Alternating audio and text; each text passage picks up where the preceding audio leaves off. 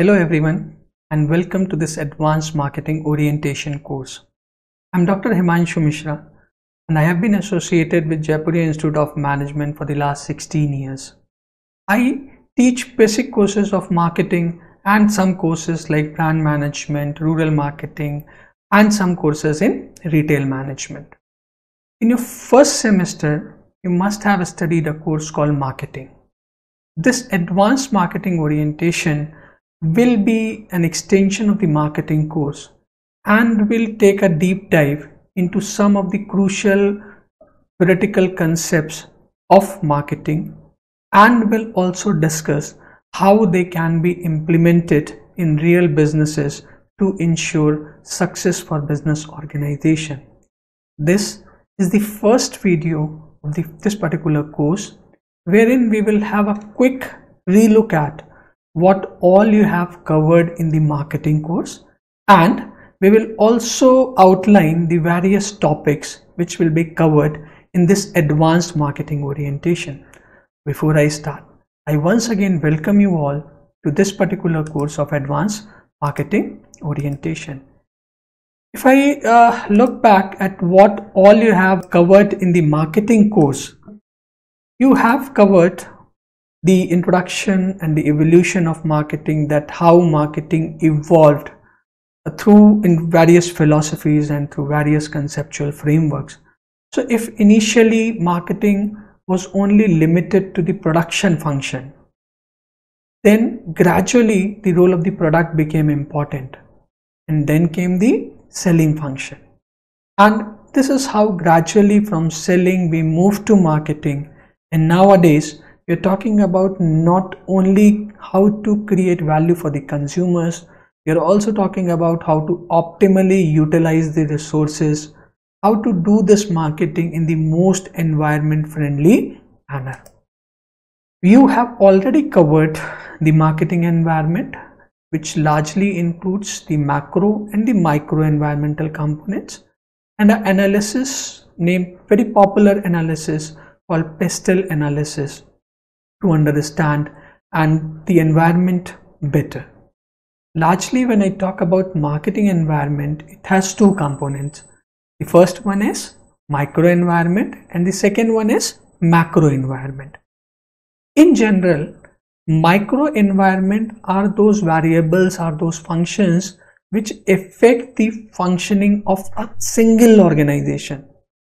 So this may include the organizational policies, this may include the employees, this may include the resources which your organization has. Whereas when we talk about macro environment, we are talking about those factors which have an effect on all the organizations working in that sector. It largely includes the legal factors, the regulatory factors, the kind of government which you have in place, the natural resources, and the other such broad parameters. They constitute the macro environment. In this course, we have also talked about the concept of customer satisfaction and value. The only thing which I would like to add is that when you look at satisfaction is what the customer expects and what he actually gets. So if he is getting more than what he has expected, he will be delighted. And in these competitive times, if every time you are able to delight your customers, your success is almost ensured. When we talk about the concept of customer value, we say it's a comparison. It may be a mental calculation between the cost and the benefits which are associated with the product. So, and when you're talking about the cost and the benefits, this is not only in monetary terms, it can be in intangible terms. It can be the sense of ownership, the sense of pride which a consumer has when he is purchasing this particular product. It can be the physical pressure, the psychological pressure of procuring this particular product. So in general, the basic principle is that not only my product, it's not always necessary that my product is cheaper than that of the competitor. but actually my product should provide more value to the consumers as compared to the competitors. In marketing course, you have already covered one of the basic and the most important concept of segmentation, targeting and positioning. Because why the importance of this concept is because since not every consumers are same, we say that individuals are different. Each and every individual is unique. Each and every consumer is unique. So his needs might be different.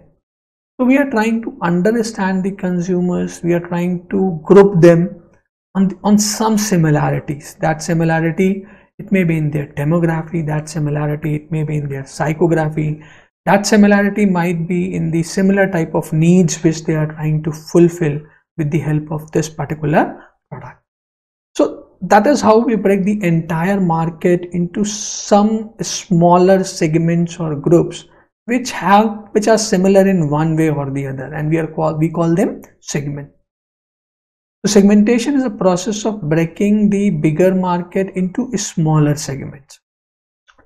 Now when we have created these various segments in the marketplace, based on my resources, I may cater to only few segments or I may cater to all the segments which are there. So when you are selecting segments out of the various available segments which you will be choosing to cater, that process is called as targeting. So once I have selected a particular segment, that is I have selected my target segment, then how the various competitors are placed there, what are they offering, what they are promising to the consumers, and what would be my promise, what would be my assurance to the consumers, all that it becomes a part of positioning. So these are certain factors which you have already covered. You have in general covered what is consumer behavior, what are the various factors which affect consumer behavior, and how to manage them, how to handle them successfully. If you look at the marketing and what marketing is all about, so this is one framework which will help you in understanding the same. Marketing, whenever you're talking about marketing, you're talking about a marketer and you're talking about a target customer. The marketer is trying to serve this target customer after analyzing their needs and wants. And before you start creating your offering for this target customer, you have to very carefully understand who your competitor is. Say for example, if a marketer is trying to create a product like mineral water, then all the organizations which are selling mineral water in the marketplace, they may or may not be your competitors. You have to understand that if there are 10 brands which are available in the market, am I competing with all 10? Or out of these 10, only 3 or 4 are my competitors, or wherein I have to put more emphasis? Or if you can take other example, that maybe somebody is manufacturing bike, then based on what kind of bike you are trying to make, you will be able to identify your competitor. Maybe you find that Hero MotoCorp is your competitor, TVS is your competitor, but maybe I'm not much bothered about Royal Enfield, maybe I'm not much bothered about KTM because my product is more similar to Hero MotoCorp's, is more similar to TVS Motors. Then before you create any offering, you have to carefully analyze the environment, that what are the government regulations, what are the legal requirements, what are the various rules which govern this particular industry. This is critically important to understand the environment, because my offering has to be well within the environmental, within the regulatory framework of that country wherever I am marketing my products. So once I have understood the competitors, once I have analyzed my competition, once I have thoroughly learned the practices of the environmental rules and regulations of that particular country, then you should start creating your offering. And when it comes to start creating your offering, the only objective, the dominant factor in your mind should be, the first place, I should be able to satisfy my customer. And we have just talked about satisfaction is what he actually gets and what were his expectations with the product. Then I have to design an offering which provides better value than the competitors.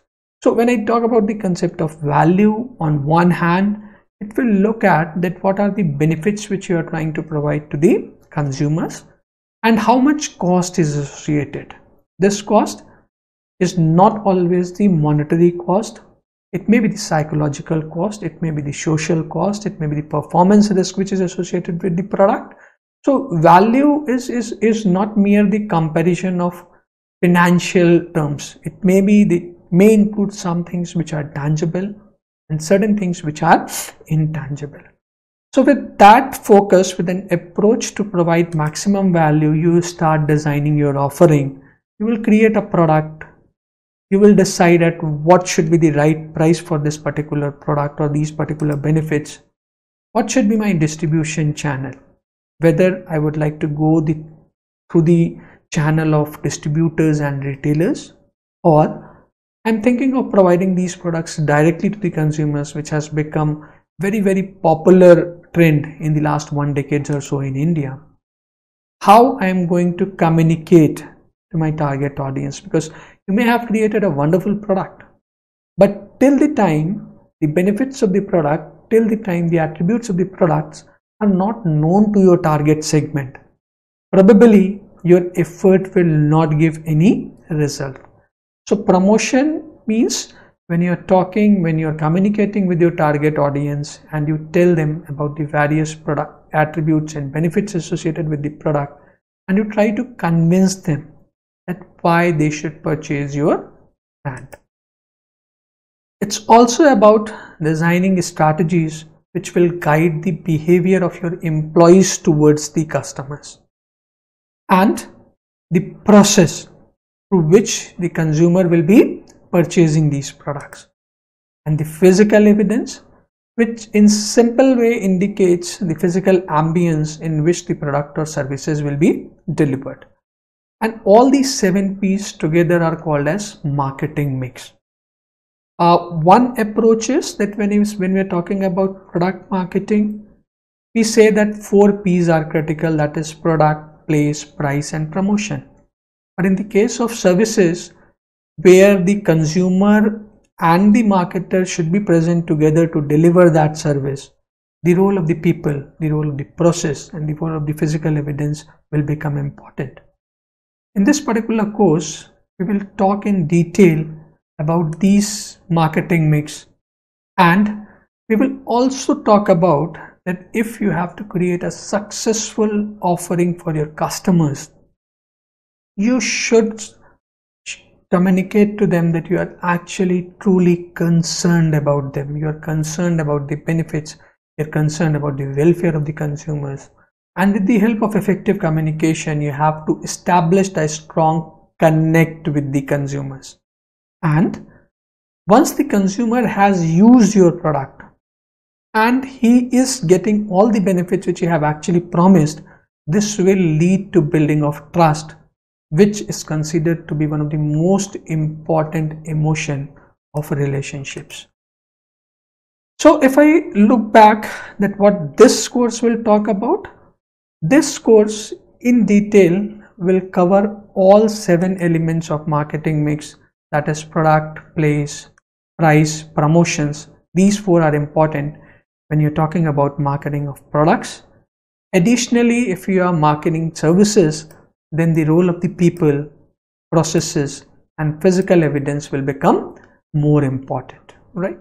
So this is called as this framework. These 7 components are called as marketing mix, and which serves as a guideline for the marketers to create their offering. Thank you.